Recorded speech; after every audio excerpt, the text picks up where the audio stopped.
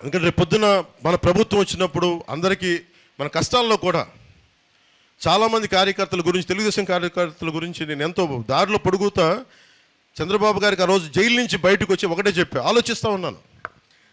Jail బయట నుంచి ఆయన కలిసి బయటకు వచ్చి గేటుకు వచ్చే లోపు నేను ఒకటే ఆలోచించాను, ఏం చెప్పాలి. అందరిలాగా చాలా తెలివిగా కూర్చొని మంచిది, ఆయన త్వరగా బయటికి జైలు నుంచి రావాలని కోరుకుంటున్నాను అని చెప్పి కూడా వెళ్ళిపోవచ్చు. ఆ తెలివితేటలు కూడా నా దగ్గర ఉన్నాయి. అలా ఉంటే మీరు ఎలా ఉంటుందో ఆలోచించండి. నేను ఆ తెలివితేటలు చూపించలా. అది కష్టాల్లో ఉన్న వ్యక్తికి ఒక 4 దశాబ్దాలు పార్టీని కొమ్ము కాసేశారు తెలుగుదేశం కార్యకర్తలందరూ. మీకు అండగా నిలబడాలంటే నేను ఏం చేయాలి? నేను మనసిప్పి మాట్లాడాలని నిర్ణయించుకున్నాను. ఆ రోజునే అలయన్స్ని ప్రకటించాను. పెద్దలకి, మన భారతీయ జనతా పార్టీ పెద్దలకు కూడా తెలియజేశాను.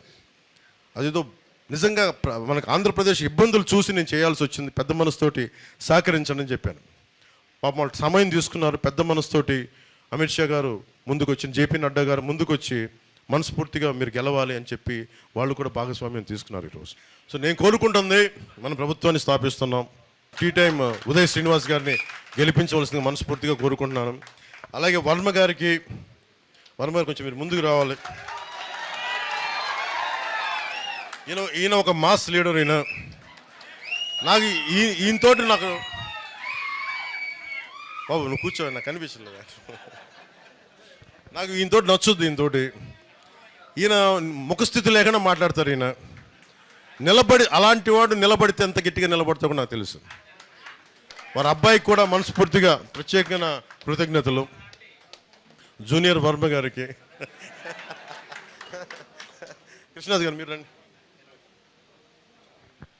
కృష్ణరాజు గారికి కూడా పాప ఆయన కూర్చొని పెద్ద మనసుతోటి సహకరించి ఈ రోజున ఈ పొత్తుని ముందుకు తీసుకెళ్తాను మనస్ఫూర్తిగా ధన్యవాదాలు తెలుపుకుంటూ, ముఖ్యంగా వర్మ గారికి నియోజకవర్గం నా గెలుపు మీ చేతుల్లో పెట్టాం.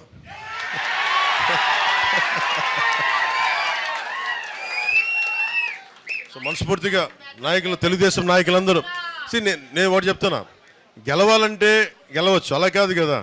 గెలుపు చిరస్థాయిగా ఉండిపోవాలి, మర్చిపోయేలా భారతదేశం ఏదో మీరు గుర్తుపెట్టుకోండి. మన జగన్ ఏం చేశారు చెప్తాను. జగన్ ఒక నిమిషం, జగన్ ఏం చేశారు చెప్తా. మోడీ గారు, ముఖ్యంగా భారతీయ జనతా పార్టీ పెద్దలు మీ అందరికీ తెలుసు, G20 సమ్మిట్, కృష్ణరాజు గారు G20 సమ్మిట్ ఎంత ప్రతిష్టాత్మకమైనదో మనందరికీ తెలుసు. అలాంటి సమయంలో ఆయన డిస్టర్బ్ చేయడానికే చంద్రబాబు నాయుడు గారిని అరెస్ట్ చేశారు. అది చాలా ఆవేదన కలిగించింది పెద్దలందరికీ. అలాంటి సమయంలో కూర్చోబెట్టి మనం తీసుకున్న నిర్ణయం ఈరోజు మనందరినీ కల్పించింది. దీని ఫలితాలు సాధిద్దాం, గుర్తుపెట్టుకుందాం. ఏం లేదు, ఈ విజయం పిఠాపురం నా ఒక్కడి విజయం కాదు, మనందరి విజయం. వర్మ గారి విజయం, కృష్ణరాజు గారి విజయం, మన టీ టైం ఉదయ్ శ్రీనివాస్ విజయం, మన జనసేన కార్యకర్తల విజయం, తెలుగుదేశం కార్యకర్తల విజయం, తెలుగుదేశం సోదరుల విజయం, వీర మహిళల విజయం, భారతీయ జనతా పార్టీ నాయకుల విజయం. ఇది మనందరి సమిష్టి విజయం. దిగ్విజయంగా ఉండాలని చెప్పి తెలుగుదేశంకి జయము జయము, భారతీయ జనతా పార్టీకి జయము జయము, జనసేన పార్టీకి జయము జయము, ప్రజలకి దిగ్విజయం కలుగుకాక.